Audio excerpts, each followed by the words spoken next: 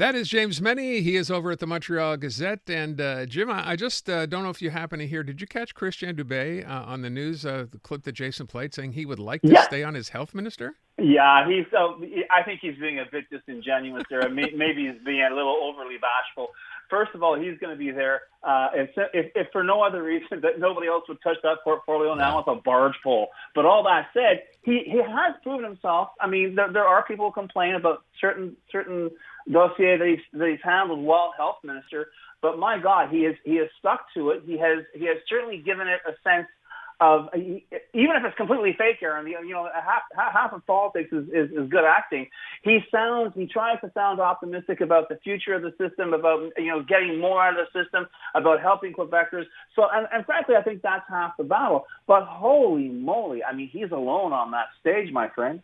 And when you look at this, and here's François Legault talking to reporters about the cabinet shuffle the way my mother would talk to me about what Santa's going to bring me for Christmas, right? It's like, soon, don't worry, you'll find out soon, don't worry. It's like, shut up. We know you're in trouble. We know this is, apparently this is the last cabinet meeting today before the shuffle's announced, so it's between now and next Wednesday. Will they try and flush it on Friday? And get as little scrutiny as possible on it? Will they try and use the announcement to drown out some other debacle that's going to hit the CAC, the same way they announced the Northvolt disaster the same day that Legault was testifying at the Gallon inquiry. That's what we've come to. But it doesn't matter. And with all due respect to whoever's going to wind up in cabinet, this is nothing more than a mission of failure. If you're going to be moved around, chances are it's not because you're really good. It's because, maybe you did a bit of a lackluster job. But here it's clear, whether it's shuffling the deck or rearranging the deck chairs on Titanic, call it what you will. This to me seems, as futile, I think, as anyone even thinking the CAC will survive a third term. But here we are, and people will be on tenterhooks for this. And as I said before, Aaron, what scares the hell out of me is who knows what new, stupid, incompetent directions each of these ministries. Yeah, I'm looking at you, education. We'll take before the CAC is finally disentangled from government, and maybe we get some people who know what the hell they're doing. But in the meantime, the future is, to say the least, uncertain. And as far as I'm concerned, given this government's batting average, grim. Let me ask you one thing, though. We always talk. I mean, after something like Legault's testimony yesterday, we look and say, okay, we know what we talked about. How did the French press react to that? It's funny because they are being very, very restrained. Like I was expecting to say, Legault redeems himself. A lot of the observers even are saying, he did a competent job, but there's a lot of questions. And the very fact that a premier of Quebec was called upon to testify before an inquiry into an issue that occurred within his government is in and of itself, no matter what his performance, Aaron, is in and of itself completely damning. This is going to be sticking to François Legault, certainly on the francophone side, a lot harder than any of the other outrages he and his government have committed over the past 8 years. But listen, as I said before, it couldn't happen to a nicer bunch of people. But the only thing that seems to be left, even though people are saying, I might be saying it a little more directly, there is that sort of presumption or the assumption that this is an incompetent government. They have no clue what they're doing. Okay, they lurch from one crisis to another. But that said, it isn't quite turning around saying, "Oh my God, what did we do?" And maybe there is that kind of tacit fear of turning around and saying, "Listen, if we point the finger too hard at these guys." And it's not just the media. I think a lot of Quebecers are going, what the hell did we do in 2022? How did we get taken for such a ride? Because let's face it, they came in with this ridiculous supermajority. Everything was supposed to be fine. But even then, it's since been discovered that this government, I'll be polite and say, misled voters when it came to the third link between Quebec City and Lévis. And it was clear that they didn't have a plan. The only real plan they had is if we feel the pressure building up, let's create a crisis, let's create an adversary, let's create a threat. They've been doing it over, and I'm sure they'll be doing it again between now and the next election. I'm sure you and I will be talking about, the perceived threat of immigrants and English and Muslims to Quebec society and identity. And it'll be interesting to see whether those complete false flag operations are as rigorously supported by some observers in the French media as they have in the past. It's funny when you talk about a reaction on the French side, and we'll do this from time to time, right? I also heard a couple of people weighing in on this whole ban of public prayer. And even on the French side, it's kind of like, wait a sec, what are you doing? It's a little overboard. Kind of wonder now if this will get toned down when it does come up, Jim, or if you think they'll play it for everything it's worth.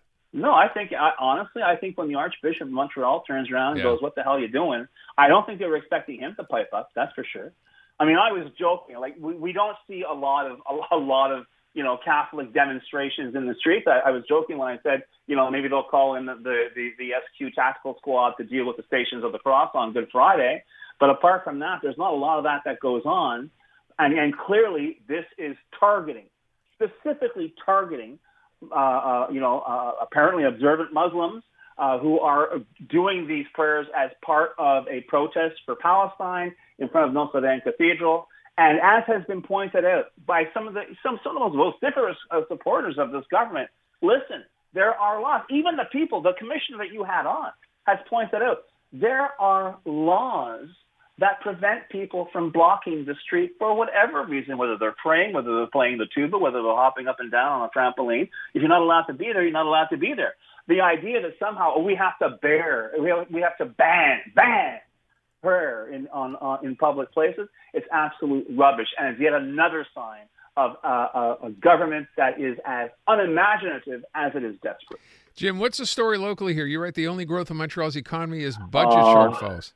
Oh man, this is like, for me, it's a bit of a homecoming, because usually before any municipal elections, certainly for Montreal, and it's been going on for decades, they suddenly discover, oh my gosh, we're short. Like I think the latest one was like $235 million.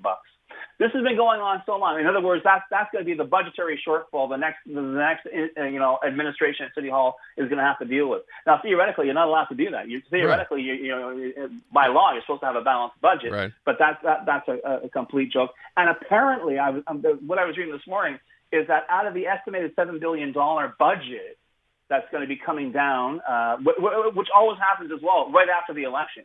So whoever gets elected, you've got to scramble to take a $7 billion budget. Nearly $3 billion of it's going to be for salaries, Aaron. Company payroll, and this is, you might have some of your clue there as to why we're having these problems. But all that said, I remember, 2014, and it was considered a crisis back then. This is back in the days of Gerald Tremblay. They were, and you talked about nostalgia. The shortfall, I think, was like $35 million. And they said, oh my gosh, what are we going to do? And now we're up to 200 and change, right? But this is it. This is a government, an administration, an organization that just always spends more money than it takes in. And I got to tell you, a lot of people, many of them listeners to this show who call in, aren't seeing anything they're getting for their money. So, maybe despite talking about societal change and, dealing with garbage collection, maybe the next mayoral candidate may get people's attention by saying, listen, we're going to stop spending. We're going to get our affairs in order, get your affairs in order, and stop, shaking you down for money for goods and services that you never receive. So, Jim, I want just real quick, I started by talking today about what Pierre Poilievre said the other day, not about temporary foreign workers. We'll talk about that tomorrow, but this idea of reopening the criminal code. So if your home is invaded and you're facing an attacker, you don't have to go through your 9 reasonable reactions to defend yourself. And I'm asking because everyone else who's weighed in on this, from a legal perspective, says this is completely unnecessary. Yeah. What do you think? Yeah, absolutely. The laws are there. And listen, if someone's breaking into your home, I can appreciate that. No, you're not going to go through the list, the 9 check marks and see if you're in the right situation.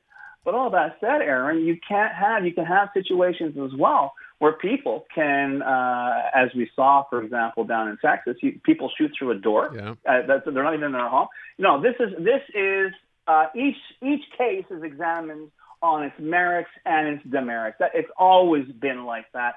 And for Pierre Poilievre to suggest otherwise, I think, frankly, is another day at the office is completely dishonest on his part. And he's trying once again to recycle that kind of law and order element that Stephen Harper played back in the day so well. But here's the problem. I think you had an analyst on yesterday who pointed out the very law that Pierre Poilievre is complaining about when it comes to home invasion was in fact adopted by the Harper government, of which he was a member, I think, back in 2014. So please, folks, I mean, especially you, Mr. Poilievre, do your homework before you shoot off your mouth. James Mennie at the Montreal Gazette. Thank you, Jim. That's a man.